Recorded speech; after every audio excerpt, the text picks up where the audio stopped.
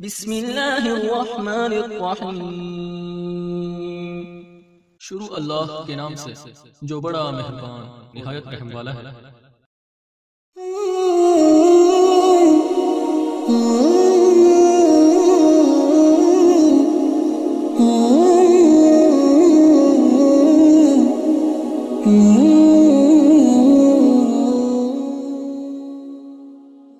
اعوذ باللہ من الشیطان الرجیم، بسم اللہ الرحمن الرحیم، الحمد للہ والصلاۃ والسلام علی اہلہا، اللہم صلی علی محمد وآل محمد وعجل فرجہم۔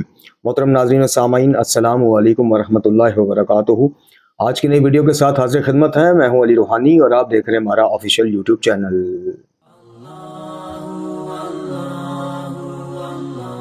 محترم ناظرین و سامعین، آج ہمارے اس چینل علی روحانی آفیشیل پہ عید الاضحیٰ کے بعد پہلی ویڈیو اپلوڈ ہونے جا رہی ہے، اور یہ ویڈیو جو ہے اس کا عنوان جو ہے کچھ سوالات کے جوابات ہیں، جو ہمارا کویسچن اینڈ آنسر سیشن ہوتا ہے 3 سے 4 سوالات پر مبنی۔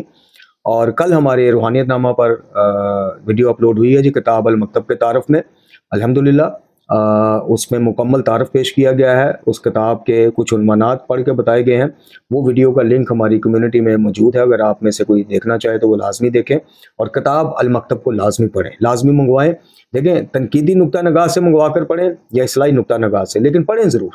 آپ کو انشاءاللہ اس ایک کتاب میں پورا مکتب تشیع کا جو حقیقی چہرہ ہے وہ نظر آئے گا، اور اسی طرح صرف یہ حقیقی چہرہ پیش نہیں کرے گی، بلکہ بدعات اور خرافات، شیخیت، ملنگیت اور غالیت کے چہرے سے بری طرح نقاب کھینچتی آپ کو یہ کتاب نظر آئے گی۔ تو آپ سے استدعا ہے کہ حوصلہ افزائی کے لیے، اصلاح کے لیے، اگر آپ سمجھتے ہیں کہ ہم جو ہیں وہ وہابی نظریات کا پرچار کر رہے ہیں، یہ کر رہے ہیں، وہ کر رہے ہیں، تو آپ اس کو پڑھیے، اور جہاں جہاں آپ کو لگتا ہے کہ قرآن اور اہل بیت علیہ السلام کے فرامین کی روشنی میں آپ ہماری اصلاح کر سکتے ہیں، کیجیے، نہیں تو خود کو دعوت اصلاح ضرور دیجیے۔ تو یہ آپ سے استدعا ہے کہ اس کو ضرور پڑھیے، دونوں طرف اگر آپ ہیں، یعنی ہمارے مطلب اس طالب علم کی حوصلہ افزائی کرنے والے ہیں تو بھی، اور اگر تنقید کرنے والے ہیں تو بھی، ہو سکتا ہے آپ کی تنقید میرے لیے باعث اصلاح بن جائے، حوالہ جات کے ساتھ، علمی دلائل کے ساتھ، یا ہو سکتا ہے یہ کتاب آپ کی اصلاح کا باعث بن جائے۔ لازمی پڑھیے، یہ آپ سے استدعا ہے۔ اب آج کی جو ویڈیو کے عنوانات ہیں، سوالات ہیں، وہ 2 سے 3 ہم نے بس لیے ہیں، کیونکہ کل کی ویڈیو تھی اور پھر المکتب کے الحمدللہ آنے کے بعد اس کی ترسیل میں ہم مصروف ہیں، جو ہے باب اس کو منگوا رہے ہیں، ان کو مطلب ان تک پہنچانے کا جو ایک سارا ہے، تو اس لیے پھر ہم نے آج یہ موضوع منتخب کیا کہ مختصراً ویڈیو میں کچھ سوالات آپ کے جو ہم نے منتخب کیے ہیں ان کے جوابات آپ کی خدمت میں پیش کریں جی، اور اس کے بعد انشاءاللہ پھر آنے والے دنوں میں ہمارے آپ کو جو سلسلے چل رہے تھے وہ نظر آئیں گے، بلکہ ماہ محرم الحرام میں انشاءاللہ بالکل ہٹ کے مجالس، آپ کو مجالس کا خوبصورت سلسلہ یہاں پہ علی روحانی آفیشیل پہ بھی اور روحانیت نامہ آفیشیل پہ بھی مختصر واقعات جو ہیں محرم کے حوالے سے دعوت دیتے واقعات، وہ وہاں پہ شارٹ دورانیہ کے دروس میں، اور یہاں پہ تفصیلی دروس میں انشاءاللہ پوری مجلس آپ کو سننے کو ملے گی۔ تو چلتے ہیں جی آج کے سب سے پہلے سوال کی طرف، جس کا ہم سے پوچھا گیا، اور یہ جیسے میں نے عرض کی کہ یہ ہم وہ سوال منتخب کرتے ہیں جو سوال تو ایک ہی ہوتا ہے، مفہوم تو اس کا ایک ہی ہوتا ہے، لیکن ایک سے زیادہ لوگوں نے اپنے اپنے طریقے سے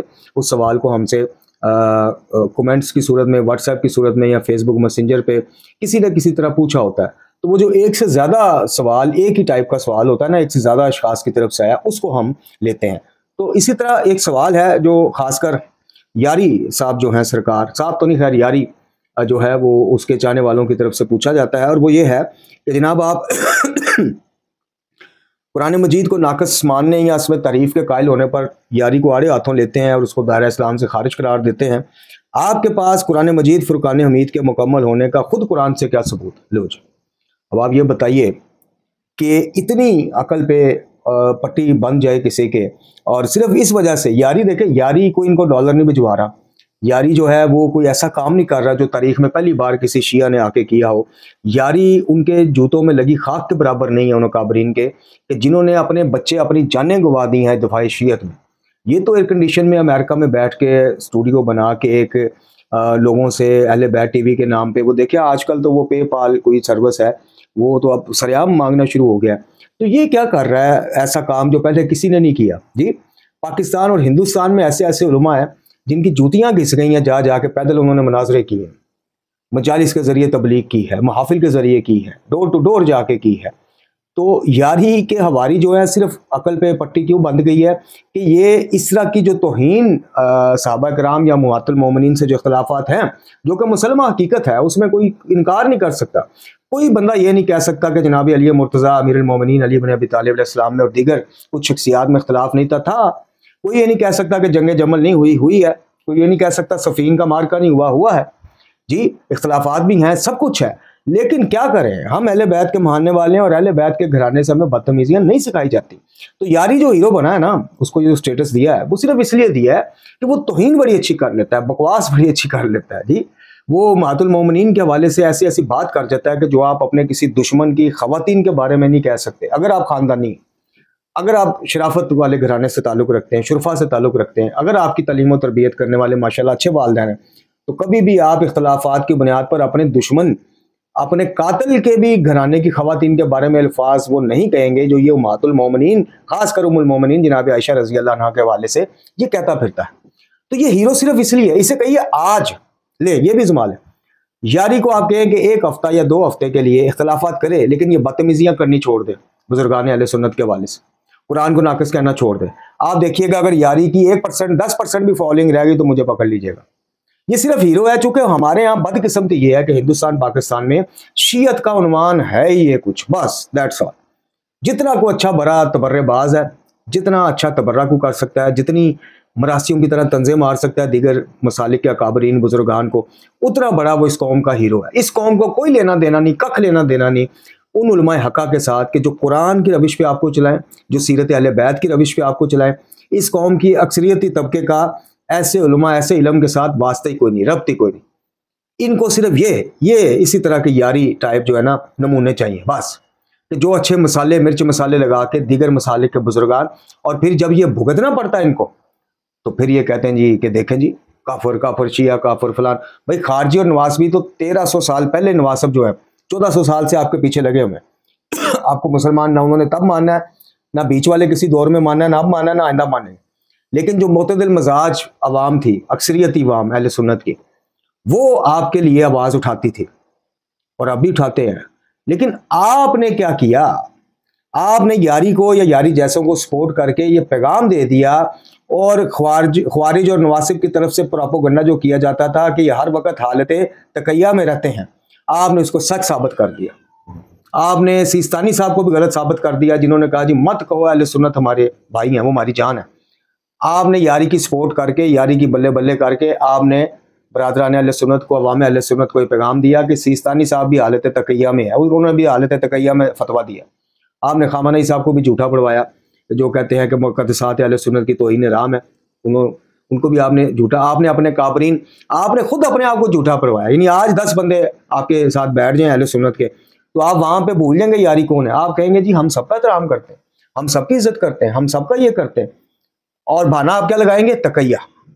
اور بھائی یہ تقیہ ہے ہی نہیں ہے. آپ کو کس نے یہ تقیہ سکھا دیا, اور کس نے آپ کو کہا کہ آپ کے ائمہ بھی ایسے تقیہ کرتے تھے؟ اگر امام وقت ہی تقیہ کرنا شروع کر دے تو بے وقوفو, آپ کے اور میرے تک اور آنے والی نسلوں تک ہدایت کیسے پہنچنی بعد نبی خدا صلی اللہ علیہ وسلم. آپ کا میرا عقیدہ محمد کا سارا کانسیپٹ ہی ملیا میٹ ہو جاتا ہے, چونکہ جن کے بارے میں ہم نے یہ عقیدہ رکھا ہے کہ یہ منصوص من اللہ ہے, اللہ نے ان کو منتخب کیا ہے. اب جسے اللہ منتخب کرے, وہ جب حق اور باطل کی تمیز کروانے کا وقت آئے وہ حالت تقیہ میں چلے جائیں, تو پھر بتائیے ہم نے ہدایت یا ہم نے حق و باطل کی تمیز کس سے سیکھنی, خود بتائیے. تو یاری وارث سے متاثر شدہ افراد, یعنی جو یاری سے سوال نہیں کرتے کہ بھئی اگر شیعت کی پوری تاریخ میں 4 سے 5 نام ایسے ہیں جنہوں نے تعریف قرآن کی بات کی ہے, تو کوئی 1086 نام ایسے ہیں کہ جنہوں نے رد کیا ہے, تو مسترف کیوں نہیں جاتے؟ ہم سے پوچھ رہے ہیں کہ قرآن مجید فرقان حمید سے ثابت کریں کہ قرآن مکمل. تو اس مختصر نشست میں تو خیر سارا ہم وہ نہیں کر سکتے. یہ آپ کی سکرینوں پہ سورہ مبارکہ فصلت کی آیت نمبر 42. اچھا, اس کا ترجمہ آپ صرف پڑھ لیں کہ اس کے پاس باطل نہ اس کے آگے سے آتا ہے, کس کے پاس؟ قرآن کے پاس, اور نہ اس کے پیچھے سے. قرآن میں باطل نہ آگے سے داخل ہو سکتا ہے نہ پیچھے سے. یہ کون کہہ رہا ہے؟ اللہ رب العزت, جس نے قرآن اتارا ہے اپنے محبوب خاتم الانبیاء صلی اللہ علیہ وسلم پر. ایک کمال حکمت والے اور تمام خوبیوں والے اللہ کی طرف سے اتاری گئی یہ کتاب ہے. تو جب یہ ایک ہی آیت کافی ہے کہ جب اس کے آگے اور پیچھے سے باطل داخل ہی نہیں ہو سکتا. اب جو اس کو اس نیت سے جلائے، جیسے یاری کہتا ہے جی خلیفہ سوم نے جلا دیا، یا اہل سنت کی کتب میں ہے جی بکری کھا گئی، تو اگر یہی سب کچھ ہونا تھا تو پھر بتائیے اللہ تعالیٰ معاذ اللہ غلط کہہ رہا ہے کہ باطل اس کے آگے پیچھے سے اس کے پاس نہیں بھٹک سکتا؟ تو یہ باطل کام نہیں ہے کہ قرآن کی کچھ آیتیں بکری کھا جائے ملے ہی نہ، اور کچھ آیتوں کو جلا دیا جائے۔ لو جی وہ جو کتاب ہدایت ہے جی وہی ادھوری رہ گئی، وہی ناقص ہو گئی، تو پھر یہ دعویٰ کدھر گیا کہ باطل تو اس کے نہ آگے سے آ سکتا ہے نہ پیچھے سے آ سکتا ہے؟ تو قرآن مکمل ہے، اس کے اوپر تو یہی ہے ایک آیہ مبارک کافی، آیہ شریفہ کافی ہے کہ باطل پھٹک نہیں سکتا اس کے پاس۔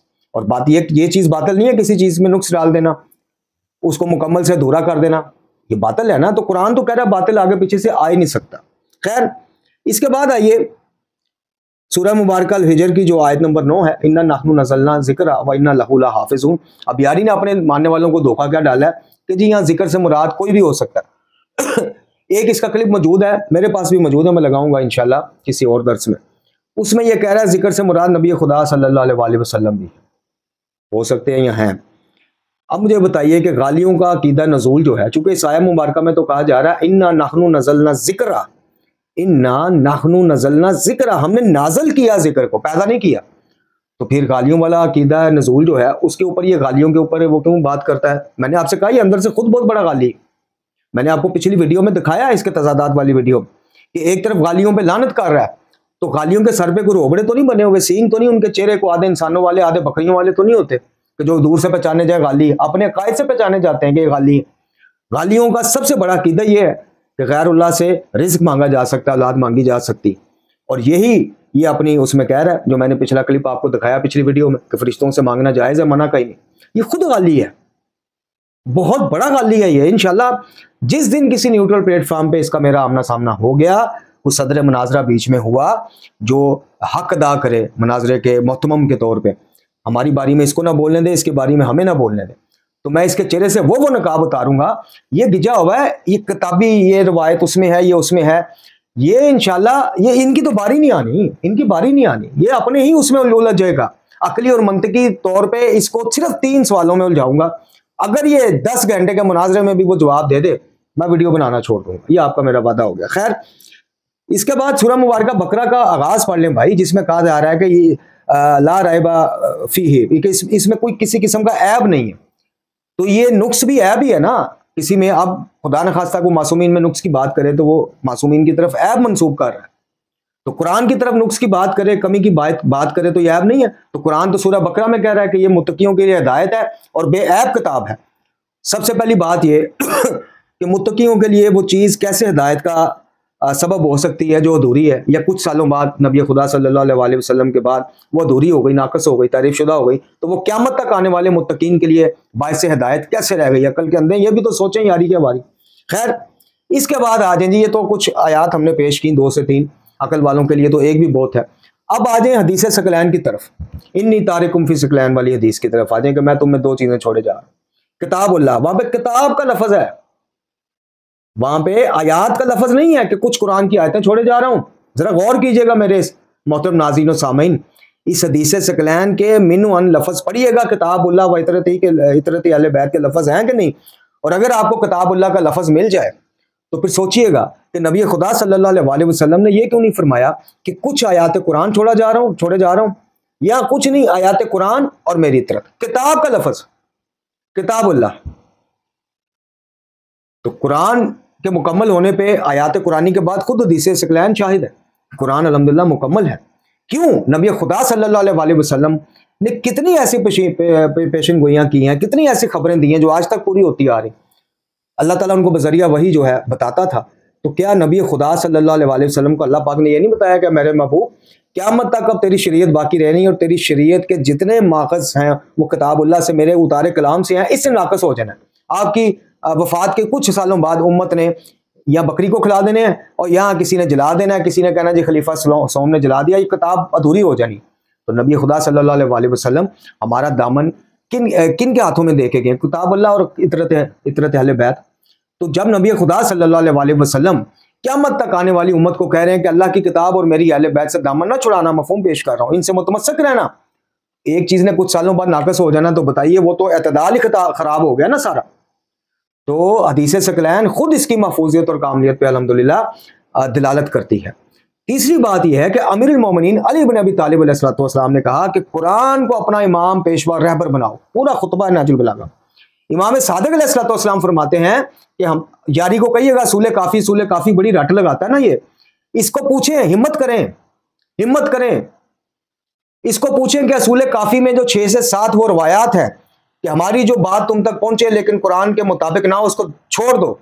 تو جب ایک چیز ہے ہی ناقص، تو امام ایک ناقص چیز معاذ اللہ ایک ناقص کتاب کا معیار ہمیں دے کے جا رہے ہیں، یہ سوال اس سے کریں تو صحیح، اس کے حواری اس سے متاثر شدہ۔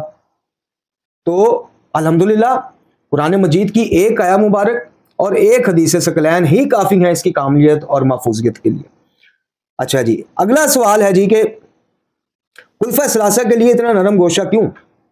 دیکھیں، میں نے آپ سے اوائل میں اس کا بہرحال جواب تو آ گیا اور میرے پچھلے دروس میں بھی ہے۔ خلفۂ ثلاثہ یا جناب شیخین جو ہیں یا امہات المومنین جو ہیں، کیا ان کے بارے میں اس طرح کی گفتگو، اس طرح کی ٹامک ٹوئیاں جو آج یاری یا اس سے قبل بھی بڑے لوگ لگاتے ہیں، آج بھی لگاتے ہیں، وہ ایک بگوڑا آصف علوی ہے، وہ ایک کینیڈا میں بیٹھی آبدی شخصیت ہے، شہریار آبدی، ان سے صرف ایک سوال کریں کہ اختلافات کی بنیاد پر، حق تلفیوں کی بنیاد پر، یعنی آپ کا اور میرا موقف کیا ہے کہ جی جناب امیر ابھی 18 ذی الحجہ آ رہی ہے کہ جناب امیر کا حق تلف کر لیا گیا، ان کی جگہ خلیفہ اول خود بیٹھ گئے، ٹھیک ہے، یہ واقعہ ہے، یہ حقیقت ہے تاریخ میں، تو سیرت علی بھی تو تاریخ میں موجود ہے کہ خود جناب علی کا اسوہ کیا رہا۔ کہیں آپ ان کو تقیہ کروا دیتے، جی تقیہ میں چلے گئے تھے، تقیہ کرنا شروع ہو گئے تھے، چھوٹی چھوٹی بات پہ آپ جناب امیر المومنین کو تقیہ کروا رہے ہوتے ہیں، اس بات پہ کیوں نہیں کیا؟ وہ تقیہ کر لیا تھا۔ اپنے بیٹوں کے نام خلفۂ ثلاثہ کے نام پہ کیوں رکھے؟ اسی کے تضادات والی ویڈیو میں جا کے دیکھیں، پہلے کہتا ہے جی ایک حدیث دکھاؤ، پھر کہتا ہے رکھے لیکن حالت تقیہ میں رکھے۔ جو شخصیت اللہ کا ہاتھ، ید اللہ، عین اللہ، وجہ اللہ، اسد اللہ، جو نہج البلاغہ میں کہتے ہیں کہ میرا مفہوم پیش کر رہا ہوں کہ میرا محبوب ترین کام ہی یہ ہے کہ میں ظالم کی ناک زمین پہ رگڑوں، وہ چھوٹی چھوٹی بات پہ تقیہ کر جاتے ہیں۔ انا للہ و انا الیہ راجعون۔ تو خلفۂ ثلاثہ کے بارے میں جو آپ کو نرم گوشہ لگتا ہے یا ان کا نام عزت سے لیتے ہیں، اختلاف بھی پیش کرتے ہیں، نام تمیز طریقے سے لیتے ہیں تاکہ پتہ چلے کہ الحمدللہ امام المتقین، متقیوں کے امام کے ماننے والے ہیں، خود متقی نہیں گناہ گار ہیں، لیکن دامن ان کا پکڑا ہے جو امام المتقین ہیں، جن کے گھر سے بدتمیزی سکھائی نہیں جاتی، جن کے گھر سے گالی کے جواب میں گالی دینے کی اجازت نہیں ہے، جن کے گھر قاتلوں کو شربت کا جام پلائے جاتے ہیں، جن کے گھر میں جناب نمیر ابن حسین جیسی مردود شخصیت قاتلان حسین میں سے جس کا شمار ہے، جن کے گھر وہ پناہ لینے آ جائے تو کھانا بھی کھلاتے ہیں، پناہ بھی دیتے ہیں، اس لیے باعزت طریقے سے بھائی نام لیتے ہیں اور اختلاف کو بھی باعزت اور احترام سے پیش کرتے ہیں۔ یہ ان کی تربیت ہے قرآن و اہل بیت کی، ہم ان سے آگے نہیں بڑھتے۔ ہم یاری کی طرح اہل بیت کو یہ نہیں سکھاتے کہ آپ کو تو پتہ ہی نہیں چلا ساتھ رہ کے بھی کہ خلفۂ ثلاثہ کا تو ایمان ہی ثابت نہیں، اسلام ہی ثابت نہیں۔ ہم معاذ اللہ یہ جرتیں ہم نہیں کرتے کہ ان کو سکھائیں کہ اچھا جی آپ ان کے دیتے تو آئے بھی قبول کرتے تھے، ان کو جا کے مشورہ بھی دیتے تھے، ان کو یہ بھی کہتے تھے کہ جناب آپ اگر جنگ میں چلے گئے خلیفہ دوم کو اور آپ کو کچھ ہو گیا تو پوری امارت اسلامیہ ایک دفعہ جو ہے وہ تھوڑی سی وہ لرز جائے گی یا مطلب اس کا نقصان ہونے کا اندیشہ ہے۔ تو جب ایک شخصیت جناب امیر المومنین کو پتہ ہے کہ اسلام پہ باقی نہیں ہے تو کون سی امارت اسلامیہ؟ تو ہم جناب امیر المومنین کو معاذ اللہ ہماری کیا جرت کہ ہم ان کو سکھائیں کہ مولا علی سرکار آپ کو پتہ ہی نہیں چلا گا ان کا تو اسلام ہی ثابت نہیں تھا۔ تو اس لیے ہم اپنی تربیت شو کرتے ہیں، ہم اختلاف بھی جب عزت سے نام لے کے کرتے ہیں تو اس کو ہم نرم گوشہ کہیں، آپ اس کو جو مرضی کہیں، بھائی میں نے قیامت میں آپ کو جواب دینا، ہو آر یو، آپ کی ویلیو کیا ہے، یاری کی اوقات کیا ہے، یاری کے ماننے والوں کی اوقات کیا، ٹکے کی اوقات نہیں ہے، تو میں اللہ کو جواب دوں، اللہ بہتر جانتا ہے کہ میں بعد از نبی خدا صلی اللہ علیہ وآلہ وسلم امام المتقین کی نالین کے ساتھ لگی وہ خاک کو انشاءاللہ اور خاک رہوں گا، لیکن امام المتقین کی نالین بھی اتنی بادب اور با احترام ہونے کا درس دیتی ہے کہ دشمن کو بھی اوئے کر کے نہ بلاؤ، دشمن کو بھی گالی دے کے نہ بلاؤ۔ اچھا اب آ جائیے جی، اگلا بھی سوال اسی کے بارے سے ہے کہ حسن اللہ یاری کے بارے میں اتنی نامناسب زبان کیوں؟ ہائے ہائے ہائے میرے محترم، کسی کا نام بگاڑنا یا اس طرح کی وہ چیزیں ہمیں زیب نہیں دیتی، لیکن جب یہ شخص ایک سید بزرگوار کو کہے، اب کیا کہتے ہیں نقل کفر ناباشد کہ جناب کتا مرا ہے، جب ایک سید بزرگوار جن سے 100 اختلافات ہو سکتے ہیں، میں ان کو رہبر معظم نہیں کہتا، میں آیت اللہ خامنہ ہی کہتا ہوں، لیکن جب اس سید کے بارے میں یہ مردود شخص کہے کہ وہ لواطت کے عادی تھے جوانی میں، جب ایک شخص کھلی اور ننگی گالیاں جناب سیستانی کو دے، जब एक शख्स, आप इनको छोड़ दें, ऊपर जाएं, जनाब ज़ैद शहीद हलीफुल कुरान जैसी शख्सियत को नासबी कहे, नासबी से बड़ी कोई तोहमत हो सकती? जब एक शख्स अमीर मुख्तार, मैं कहता हूँ अमीर मुख्तार जो भी था, गुनाहगार से गुनाहगार तरीन शख्स था, और बदबख्तों एक तरफ लोगों को, बच्चों को ये दर्स देते हो कि अहले बैत के कातिल, खासकर इमाम अली मुकाम के कातिलों पर लानत करने का इतना अजर सवाब है कि उतना अजर सवाब हाजिर रोज़े का है ही नहीं। तो जिस शख्स ने लानत नहीं की, गले काटे कातिलान हुसैन के, उसको गालियां दे ये शख्स, उसको बुरा भला कहे। जो सबसे बढ़ के ये है कि जो मेरे नबी के खुदा सल्लल्लाहु अलैहि वसल्लम के फरमान के मुताबिक शकल अकबर कुरान को नाकस कहे, तो फिर उसको भी तो थोड़ा सा एहसास दिलवाना चाहिए ना कि तेरे ये लफ्ज़ जो निश्तर बन के सालिया मोमिनीन के दिल छलनी करते हैं, तो तू भी इनका को मजा ले। तो जो नामुनासिब जुबान आपको लगती है अभी कुछ भी नहीं है, ये अभी बड़ा मैं अपने आप को कंट्रोल करके चल रहा होता। जब तक ये शख्स सैयद बुजुर्गवार को गालियां दे, जानवरों से, मैं कहता हूं जो सैयद से आपको सौ खिलाफ, इब्राहिम रईसी शहीद जो है उन्होंने जनाब बहुत जुल्म ढाए या जो भी किया, तेरे पास प्रूफ है या प्रोपोगंडा है? वो जी मुझे फलाना एक शख्स मिला राग में, उसने कहा कि जनाब अहले सुन्नत के खुलफा को मैंने गाली दी तो इन्होंने मुझे जेल में डाल दिया, मुझे कोड़े लगाए, तो और तुझे क्या हार पहनाते फूलों का, तो माशरे में फितना। यानी ये चीज़ों के ऊपर ये सैयद बुजुर्गवार को उस वीडियो में गालियां बक रहा है ये जा रही। तो इसके बारे में तो इससे सख्त रवैया होना चाहिए, ये तो अभी कुछ भी नहीं। अच्छा जी, आखिरी सवाल, क्या अक्सर उलमा और ज़ाकिरीन मुशरिक हैं? देखिए, हमने अपनी एक वीडियो में वाज़ेह आपको कहा है कि आम आवाम के लिए हम ये बात नहीं कर सकते। जो ये आली मदद कहते भी हैं ना, उनको भी हम मुशरिक डिक्लेयर नहीं कर सकते। क्यों? अब वजह सुन।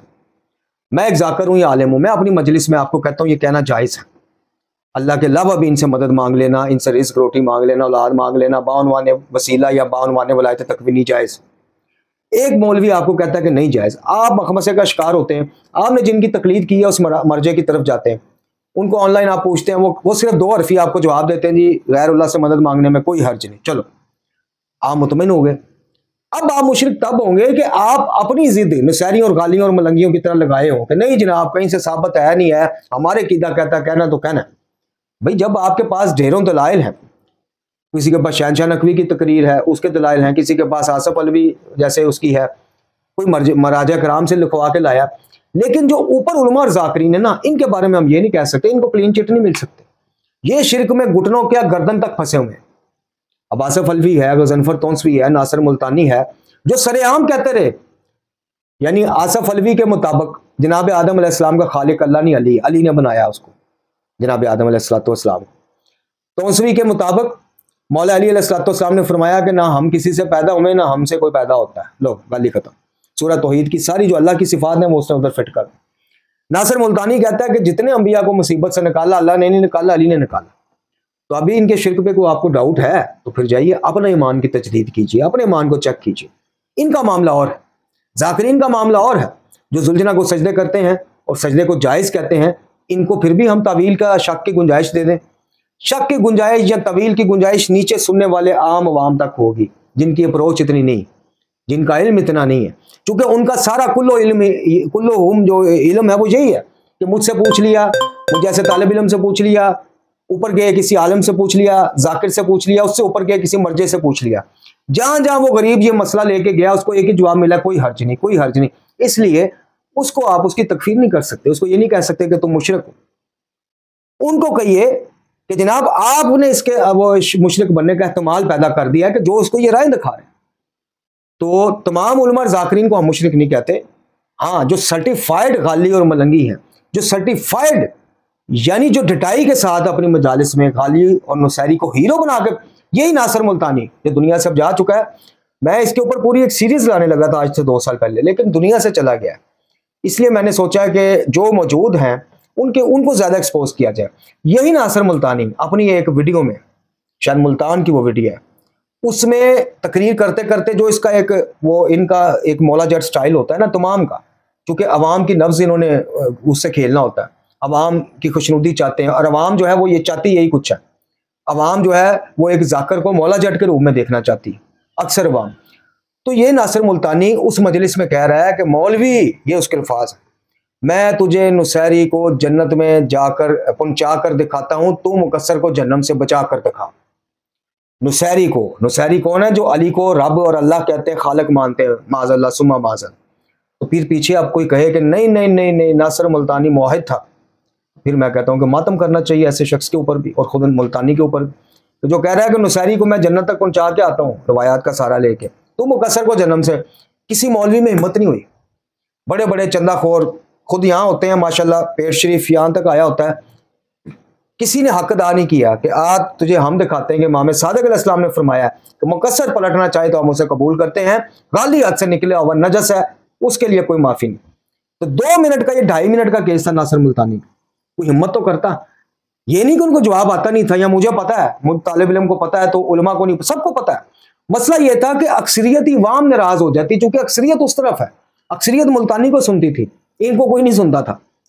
تو ناراض ہونے کا مقصد ہے رسیدیں رک جانا، چندے رک جانا، باہر کے ٹور رک جانا. یہ معاملہ ہے.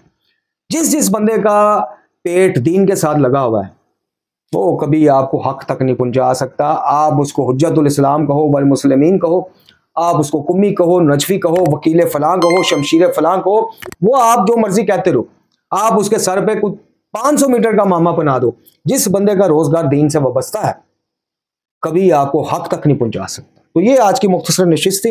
انشاءاللہ اگلی ویڈیو میں آپ سے دوبارہ ملاقات ہوگی اس دعا کے ساتھ کہ اللہ رب العزت ہمیں اپنی توحید پر قائم رکھے، اہل بیت علیہم السلام اور قرآن مجید کے ساتھ متمسک رکھے، امام زمان جل اللہ تعالیٰ فرج شریف کے ظہور میں تاجیل فرمائے. وآخر دعوانا الحمدللہ رب العالمین.